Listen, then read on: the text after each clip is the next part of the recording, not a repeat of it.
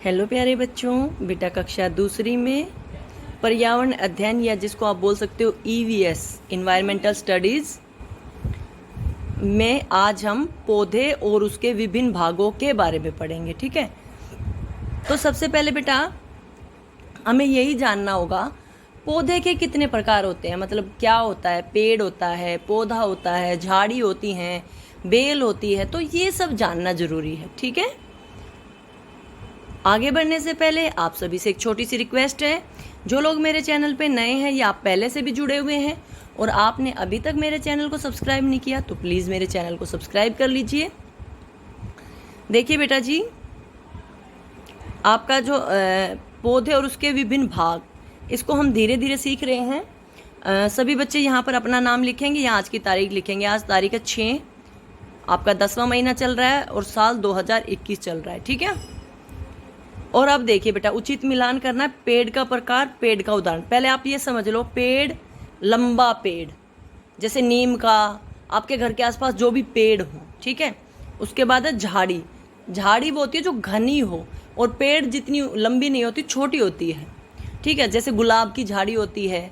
ठीक है, उसके बाद बेल। बेटा जो सब्जियां होती हैं वो बेल के रूप में उगती हैं, जैसे खीरे की बेल, कद्दू की बेल, अंगूर की बेल। ठीक है, उसके बाद लता। लता यानी जो जमीन पे फैलती है।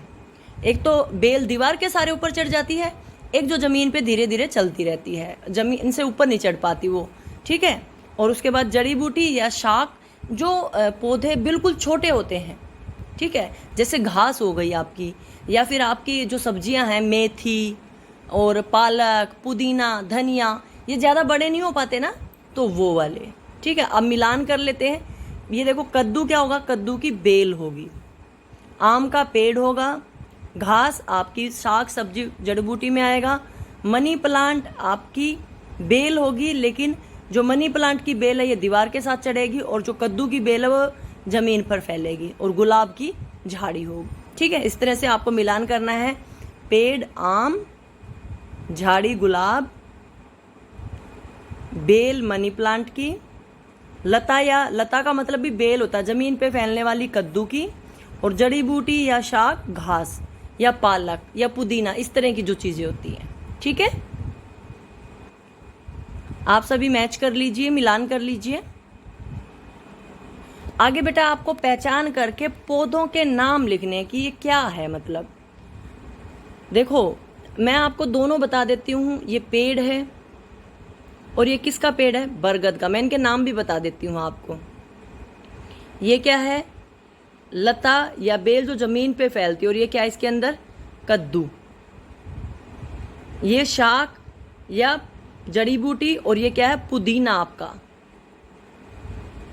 ये क्या है, झाड़ी, और ये किसकी है, गुलाब की। और ये आपका मनी प्लांट है, जिसकी बेल दीवार के साथ या सारे के से ऊपर चढ़ती है। बेल जो ऊपर चढ़ती है, मनी प्लांट। ठीक है, इन्होंने कहा इनके नाम बताने, पौधे के नाम बताने। अब मैंने आपको ये भी बता दिया पौधे का प्रकार क्या है और उसका नाम क्या है। ठीक है बेटा, इस तरह से नाम भी बता दिया और कौन किस प्रकार का पेड़ है वो भी बता दिया।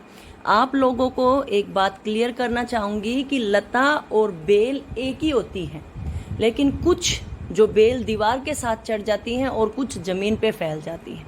तो आप ये मत सोचना ये बेल है और ये बेल है। ये अगर आप लता बोल दो तब भी वही बात है, और बेल बोल दो तब भी वही बात है। ठीक है,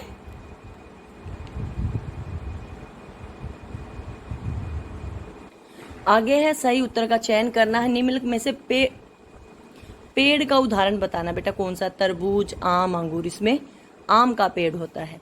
पौधे की जड़ें किस ओर बढ़ती है, जमीन की ओर। जड़ें हमेशा जमीन के नीचे बढ़ती है बेटा, जमीन के नीचे की ओर। पौधे की शाखाएं इनमें से किस पर उगती हैं, जो शाखाएं हैं बेटा तने पर उगती है। कभी भी पत्तियां तने शाखाओं में लगती हैं और फूलों में नहीं लगती। मतलब पौधे की जो अलग अलग टहनियां निकलती है वो तने से निकलती हैं। ठीक है, इनमें से एक लता या बेल, देखो यहाँ पे लिख दिया ना, लता या बेल एक ही बात है। का उदाहरण है पालक, कद्दू या मटर। यहाँ पे आपका कद्दू है। ठीक है,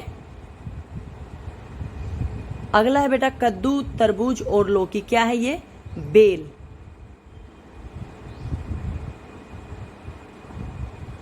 अब देखो इन्होंने कंफ्यूज कर दिया जमीन पर बढ़ने वाली लता। अभी पीछे आपको बता भी दिया, ये जमीन पर बढ़ने वाली है। दो तरह की होती है ना, एक दीवार के सारे चढ़ने वाली, एक जमीन पर बढ़ने वाली। तो ये जमीन पर बढ़ने वाली, लता और बेल एक ही बात है, ठीक है। अगला, इनमें से कौन सा पौधा शाक सब्जी या जड़ी बूटी का उदाहरण नहीं है, ठीक है, घास का उदाहरण नहीं है, मतलब छोटे पौधों का उदाहरण नहीं है। गुलाब, पालक, पुदीना। बेटा गुलाब की झाड़ी होती है, पालक पुदीना छोटे ही होते हैं, शाक सब्जी या छोटी जड़ी बूटी टाइप में होते हैं, ठीक है। इस तरह से इसको पूरा कर लीजिए। समझ आ गया सभी को?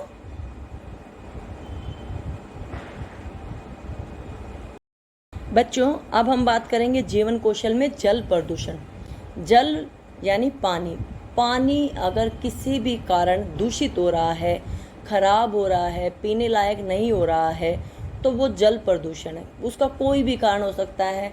मान लीजिए घरों, मतलब फैक्ट्रियों से निकलने वाली गंदगी, घरों से निकलने वाली गंदगी, लोग मतलब नदियों में नहाने जाते हैं, वहाँ अपनी गंदगी फैला के आते हैं, या फैक्ट्रियों से जो केमिकल वगैरह नदियों में मिला देते हैं वो, या जो नदी मतलब लोगों का जो गलियों का गंदा पानी है वो साफ पानी में मिल जाए, वो फिर गंदा हो जाता है।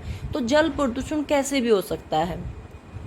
जल प्रदूषण हानिकारक रसायनों, अपशिष्ट पदार्थों को, जो भी वेस्ट हम निकाल देते हैं, चाहे वो हमारे घर का है, चाहे हमारे शरीर का है, ठीक है, प्लास्टिक आदि के कारण झीलों, नदियों, समुद्रों, महासागरों, भूजल जैसे निकायों का प्रदूषण है। मतलब ये सारी चीज़ें हैं जो जल को प्रदूषित कर रही हैं, पानी को दूषित कर रही हैं, पानी को खराब कर रही हैं, और उन्हें उपयोग और पीने के लिए अनुपयुक्त बनाती हैं। अनुपयुक्त मतलब फिर वो हमारे लिए पीने लायक नहीं रहता है, ठीक है। तो देखिए जैसे ये नदी बह रही थी, इसमें कितने लोगों ने अपनी गंदगी फैला दी, और गंदगी फैलने के बाद पहले पानी कितना साफ दिखाई दे रहा है ना, बिल्कुल नीला, और यहाँ आके बिल्कुल काला हो गया, बिल्कुल गंदा हो गया, ठीक है। जल प्रदूषण के कारण हमें अनेक परेशानी हो सकती है। क्या क्या परेशानी हो सकती है? पीने के लिए पानी कम हो जाएगा। अगर पानी है वो ऐसे ही खराब होता रहो तो धीरे धीरे हमारे पीने का पानी खराब हो जाएगा।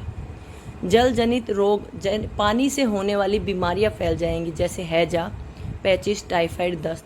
अगर कई बार अगर हम साफ पानी ना पिए तो हमें दस्त लग जाते हैं। तो इसीलिए पानी, साफ पानी ना होने के कारण, जल प्रदूषित होने के कारण अनेक बीमारियां भी हो सकती हैं। पशु जीवन के लिए हानिकारक, और कई है ना पानी में जैसे पॉलीथीन वगैरह होती है और जानवर उनको खा लेते हैं या गंदा पानी पी लेते हैं, तो इंसान नहीं, जानवर भी बीमार हो सकते हैं, उनको भी अनेक परेशानियां भी हो सकती हैं, ठीक है।